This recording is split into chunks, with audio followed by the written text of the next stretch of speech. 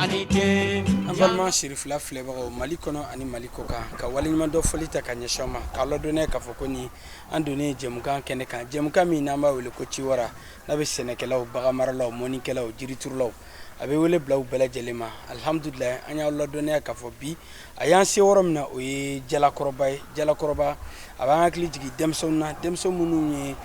kalanw kɔfɛ sanfɛ kalanw kɔfɛ ka diplôme sɔrɔ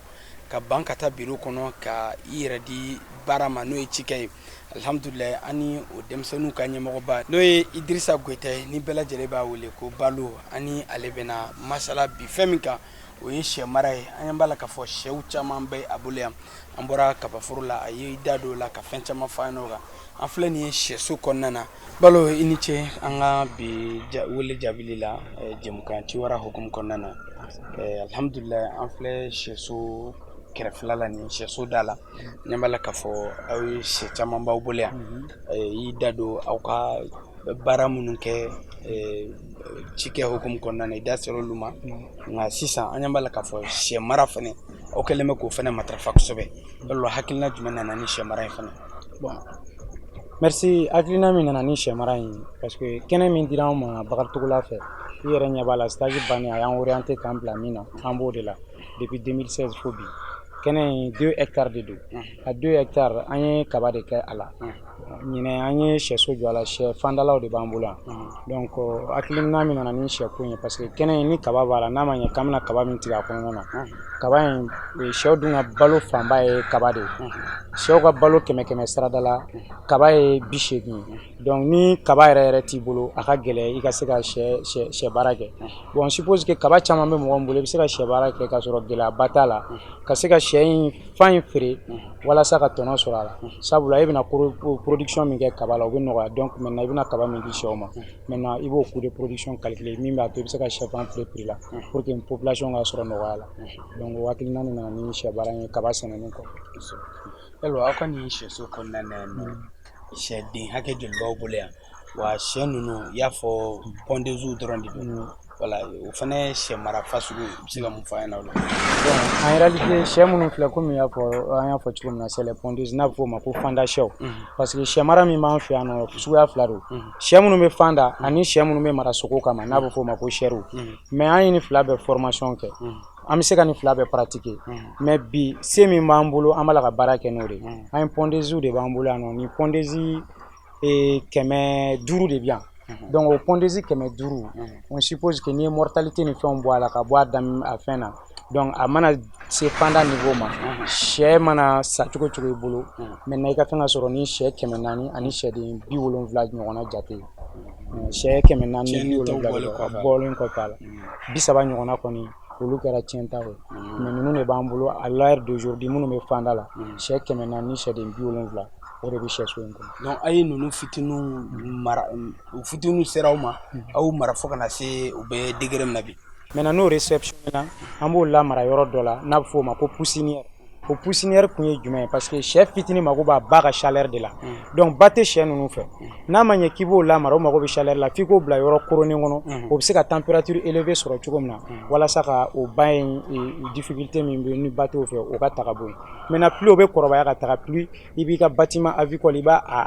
o bila a kɔnɔ ka fɛrɛ fo ka taga se n'o sera fanda ma i bɛ bâtiment bɛɛ d'o ma sinon o na waati ni o kun tɛ bâtiment in bɛɛ kɔnɔ yɔrɔ dɔ de kun lakorilen don o bɛ bâtiment in kɔnɔ k'a tilan o bɛ yen mais maintenant plus o bɛ taa i b'a d'o ma bi o ye bâtiment bɛɛ occupé sɛ ninnu ils sont à 7 mois aujourd'hui o fanda kalo 7 la kalo 7 donc o ye fanda daminɛ il y a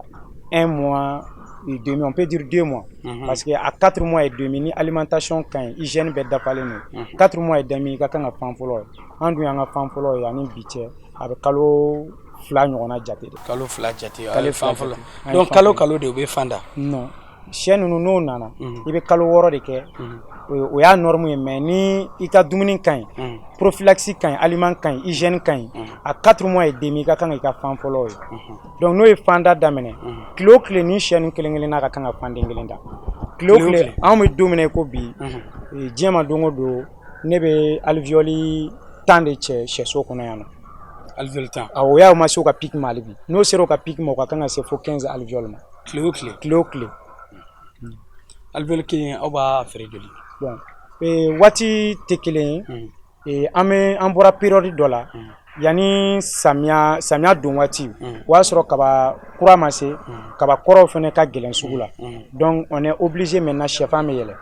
o waati la sɛfan tun bɛ fo alvéole 460 la mais an bɛ don min na ko bi sɛfan alvéole bɛ 380 na parce que kaba kura b'a la ka bɔ maintenant plus kaba bɛ bin plus sɛfan alvéole fana bɛ jigin duguma plus an bɛ taa kaba bɔrɔ bɛ taa sanfɛ plus alvéole bɛ yɛlɛ mais bi an bɛ don min na ko bi alvéole bɛ yan nɔ sɛso kɔnɔ 360 mais maintenant ni minnu bɛ taga a ta revendeur fɛ olu fana b'o ka fɛn mais minnu bɛna ta an fɛ processus an b'a d'o ma 360 alvéole.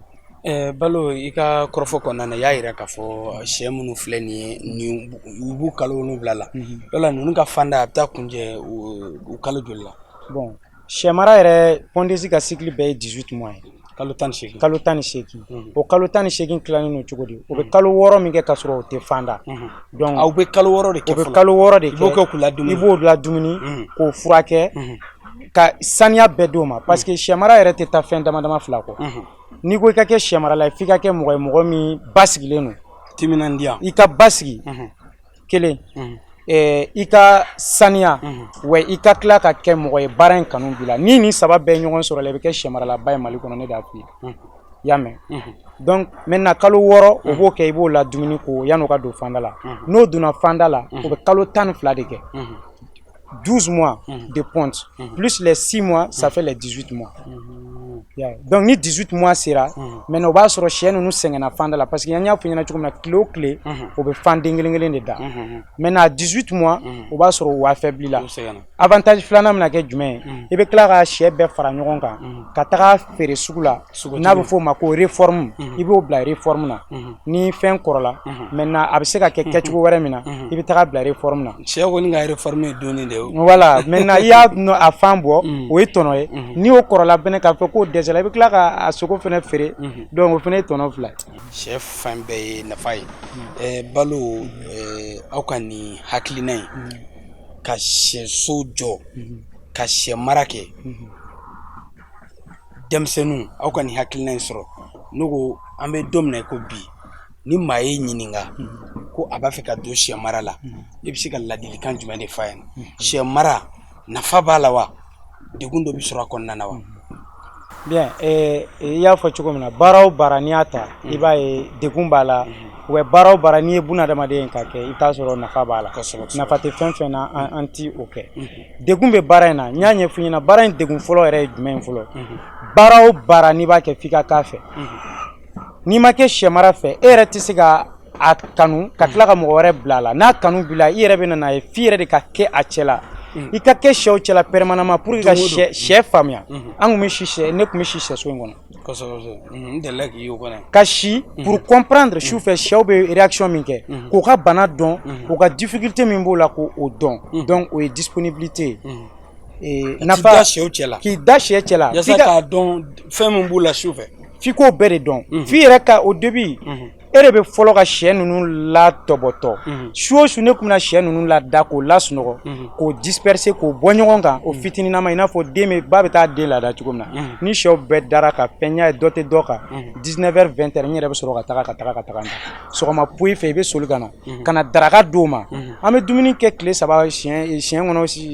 tile kɔnɔ siɲɛ 3 sɛw fana bɛ ten e de bɛ fɔlɔ ka sɛ la balo k'i k'a ka jɔn ye pour que don n'a fana k'i ta i bɛ kalo 6 de kɛ ka kɛ sɛ ka jɔn ye k'a labalo k'a tɔbɔtɔbɔ o kɔfɛ a fana bɛ sɔrɔ k'e ta sɛ baara in b'o cogo de la n'i y'o faamuya nafa b'a la parce que n'i y'a jateminɛ bi tile o tile 10 alvéole ni ne y'a bɔ n dɔgɔyalenba a mana dɔgɔya cogo cogo 7,000 ni 500 ne b'o sɔrɔ diɲɛ ma don o don sɛfan na i k'o ka dumuni bɔ a la o bɛ dumuni min kɛ tile kɔnɔ o mana caya cogo o cogo o tɛ tɛmɛ 3,000 kan don o don 4,000 bénéfice o b'i bolo n'i y'o jateminɛ kalo la o bɛ se fo 600,000 francs ma 100,000 ni 20,000 i k'i ka coût de production i ka charge bɛɛ bɔ a la i bɛ se ka dɔ mara taalen ɲɛfɛ i b'a agrandi ka taga fɛ n'i kun bɛ 500 la n'i ka prévision ɲɛnama kɛ san wɛrɛ n'o taara réforme na i bɛ se 1,000 ma i bɛ kɛ indépendant ye. Balo min n'aw b'a di sɛ ninnu ma a balo fanba bɛ bɔ aw yɛrɛ fɛ yan n'o ko sɛ dumuni a latika o ye dumuni fasugu jumɛn ye? Bon dumuni spécifique kelen t'a la parce que sɛ balo modèle ka ca concentré minnu bɛ k'a la d'abord concentré ninnu tɛ concentré produit min bɛ di kɛ kaba la k'a mélanger parce que sɛ ninnu ka aliment fɛn kelen tɛ kaba b'a la n y'a fɔ ɲɛna n ko kaba ye 100 sarada la kaba ye 80 ye donc 20 tɔw tilalen don fɛn wɛrɛw de ni ɲɔgɔn cɛ kɔgɔ b'o la coquillage b'o la n'an b'a fɔ o ma kako min bɛ ɲagami kaba la kiba min bɛna to n'o donna fanda la o kolo bɛ gɛlɛya fan ninnu kolo bɛ gɛlɛya ka concentré k'o la ni o ye vitamines ye donc nin bɛɛ de bɛ fara ɲɔgɔn kan k'a di sɛw ma mais forme wɛrɛ bɛ yen nɔ o ye ka tourteau son de blé maïs ani ko o ɲagami ɲɔgɔn na donc a forme ka ca dumuniw modèle ka ca mais sɛ marala bɛɛ de b'a jate minɛ sisan ne bɛ nin di n ka sɛw ma nin ka ɲi ne ka sɛw ma i bɛ taga ni o sira ye nin ka ɲi ne ka sɛw ma i bɛ taga n'o ka sira ye mais k'a fɔ ko dumuni spécifique kelen dɔrɔn de bɛ tɛg ko de bɛ di si ma non o t'a la dumuniw bɛ yen dɔw ye industriel olu bɛ bɔrɔw kɔnɔ dɔw yɛrɛ bɛ yen nɔ i yɛrɛ b'o lamaga k'o mélanger k'o composition kɛ k'a sin k'a brouyage kɛ k'a di i ka sɛw ma sɛsobatigi caman bɛ yen i bɛ taga sɔrɔ a yɛrɛ b'a ka aliment dilan a yɛrɛ fɛ yen moulin b'a bolo a yɛrɛ b'i ka mélange kɛ k'a d'a ka sɛw ma mais minnu ta t'o bɔ e bɛ taga balo dilannen san balo feere magasin minnu bɛ yen les provenderies minnu ka baara fɛnɛ bɛnnen don sɛ balo dilan ma i bɛ taga balo in san olu bolo ka na di i ka fɛn ma mais taalen ɲɛfɛ i yɛrɛ mana yiriwa i yɛrɛ b'i ka aliment dilan i yɛrɛ ye o yɛrɛ de nafa ka bon kosɛbɛ o y'a sɔrɔ i y'a bɛɛ faamuya i y'a wuruyage bɛɛ faamuya balo sɛ dumuni ne ko Mali kɔnɔ bi a bɛ lahalaya jumɛn na a ka gɛlɛn wa sɔrɔli ka nɔgɔn walima a b'a wariba de don a la bon i ma sɛ ye sɛ bɛ dumuni min kɛ pour que i k'a faamuya n'i y'a fɔ mɔgɔ ye dɔ ti a faamuya ni sɛ 500 minnu filɛ nin ye ne bolo tile o tile ninnu bɛ 50 bɔrɔ de dun 50 bɔrɔ min bɛ yen ni ne b'a dumuni indi dilan san ka d'o ma o ye 13 000 francs le sac 13 000 francs le sac kilo o kilo bɛ 13 000 francs de dun y'a ye awɔ wa 3 ni 100 wa 2 ni 100 awɔ wa 2 ani 100 o ye fɛn mun y'o kɛ parce que kaba ka gɛlɛn o de la n ko sɛ marala n'i ma kɛ kaba sɛnɛna y'a côté ka foro sɔrɔ ka to ka kaba sɛnɛ hali ni a kaba t'i ka sɛw bɛɛ bɔ i ka waati kɛ ka sɔrɔ i ma kaba san i ka sɛ mara a ma bɔ jeune o jeune n'i bɛ fɛ ka sɛ mara ne kɔni bɛ se ka ladilikan min di o de ye ka yɔrɔ fɛnɛ ɲini hali n'a kɛra hectare 2 hectare 3 ye hali n'a ma kɛ sɛso kɛrɛfɛ yɔrɔ wɛrɛ i bɛ se k'i ka sɛ nɔgɔ minnu filɛ nin n'i b'a labɔ o bɛ taga don i ka foro kɔrɔ i bɛ kaba sɛnɛ o kaba i bɛna ka n'o bayɛlɛma k'o di i ka sɛw ma o de bɛ baara in nɔgɔya i bolo sinon n'i tora ten tɔ k'i b'a bɛɛ san un jeune finalement i b'a ye i bɛna dɛsɛ au début parce que waati dɔ bɛna se kaba bɛ gɛlɛya ɲinɛ kaba sera fo 22 500 francs le sac mois de mai ka na mai août la o y'a sɔrɔ kaba ka gɛlɛn sugu la kaba kɔrɔ stock bɛɛ banna kura ma se 4 ani 500 donc n'i y'o 4 ani 500 ta ka tila ka concentré ni fɛn minnu k'o la k'o di sɛ ma vraiment n'i ma sugu ɲɛnama sɔrɔ i b'a ye i bɛ ala ka min dépenser sɛ la o ta la k'o di finalement a bɛ gɛlɛya an dun bɛ maliyɛn ka pouvoir d'achat dɔn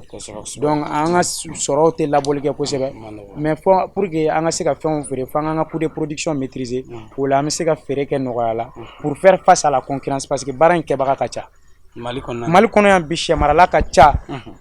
mais politique min bɛ se ka nɔgɔya jeune kɔni bolo i yɛrɛ ka se ka sɛnɛ fara i boloda la o la o kaba o bɛ kɛ sababu ye tu fais face à la concurrence ka se ka sɛ i ka sɛ a mana kɛ sɛri ye k'o feere nɔgɔya la walima a mana kɛ sɛfan ye ka se k'a feere nɔgɔya la ma client ma o bɛ kɛ sababu ye i bɛ client caman fɛnɛ sɔrɔ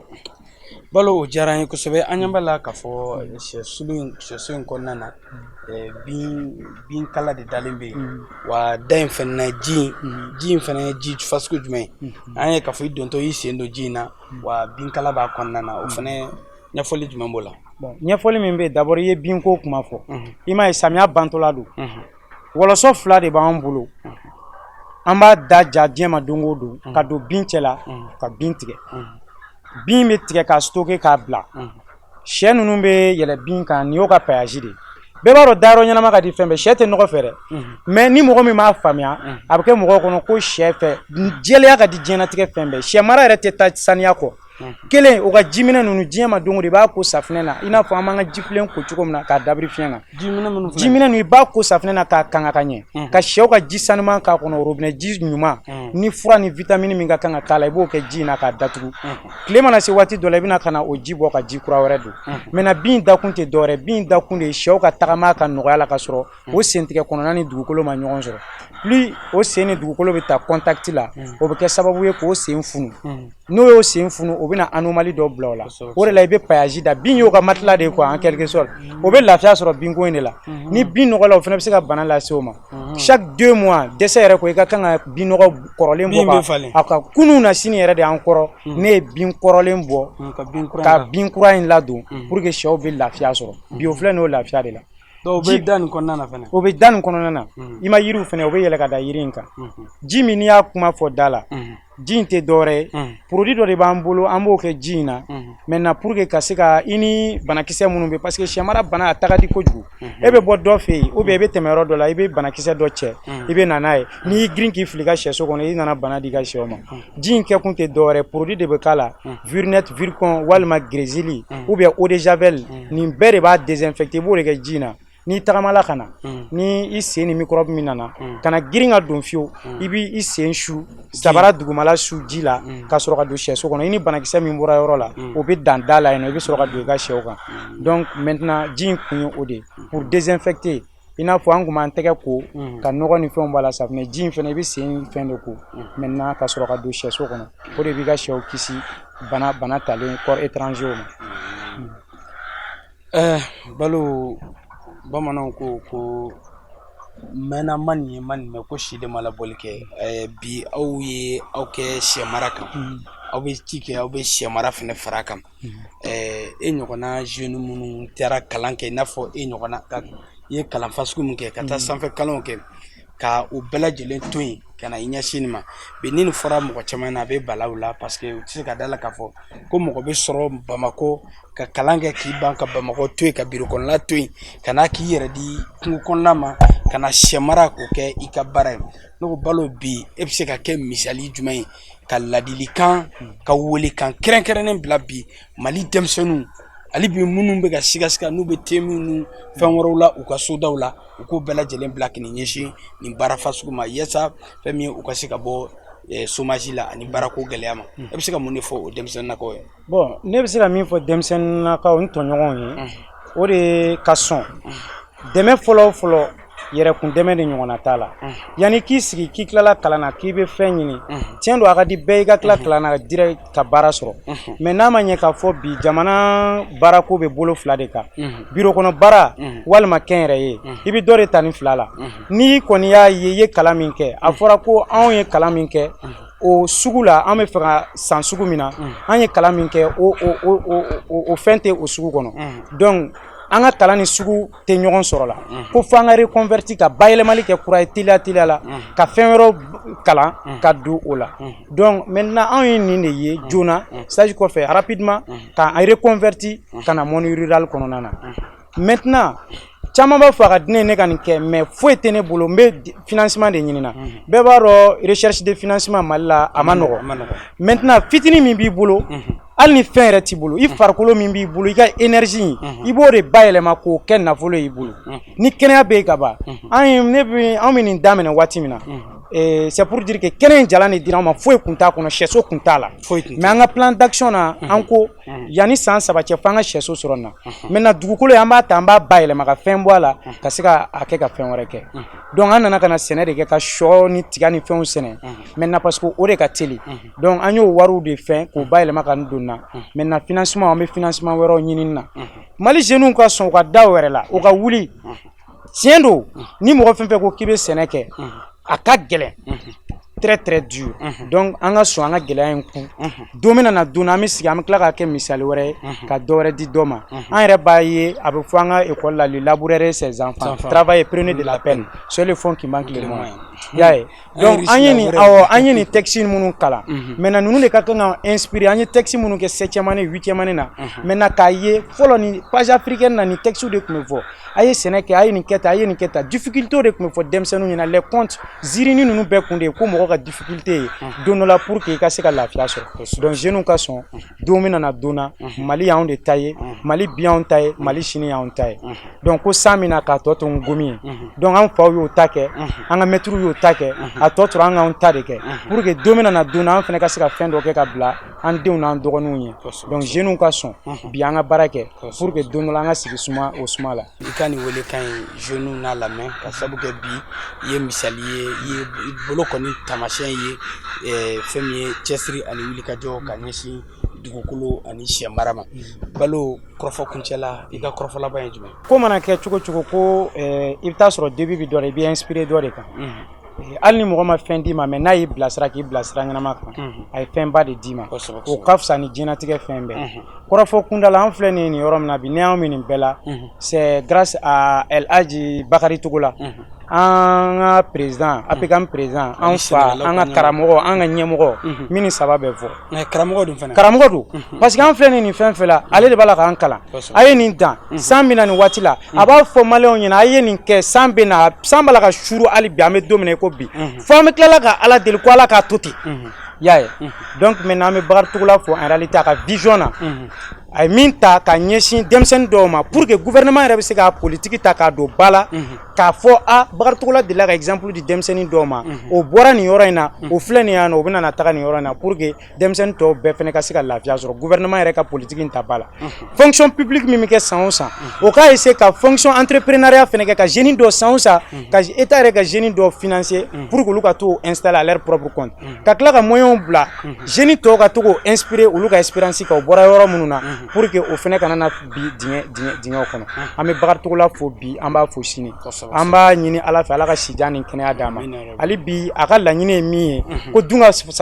fa ka sabati Mali kɔnɔ an b'a ɲini ala fɛ ala min y'an dan an bɛɛ bɛ se ka to o ala min ma ala k'o don la wasa maliyɛn k'a fɔ bi anw fara jamana wɛrɛ mɔgɔ tɔ a ye na dumuni b'an fɛ yan nɔ a tɛ ban. Ci wara min na bɛnna bi alhamdulilayi denmisɛnninw minnu an y'a fɔ an ka kɔrɔfɔ daminɛ na denmisɛnninw minnu sɔnna k'a dɔn k'a fɔ ko biro kɔnɔna ko bɛɛ lajɛlen tɛ se ka taa biro kɔnɔ ka kalanw kɛ ka diplômew sɔrɔ ka o bɛɛ lajɛlen to yen ka na k'i yɛrɛ di dugukolo ma k'i yɛrɛ di kungo kɔnɔna ma ka cɛsiri ani wulikajɔ k'o boloda yaasa fɛn min ye baarako gɛlɛya bi alhamdulilayi ni denmisɛnnin ninnu u t'o dɔn bi sabula u ye baara min boloda cɛsiri min n'u y'a boloda u kɛlen bɛ ka nafa min sɔrɔ a la bi u da sera o bɛɛ lajɛlen ma jɛmukan in ala bɛnna bi alhamdulilayi fɛn min ye Sidiki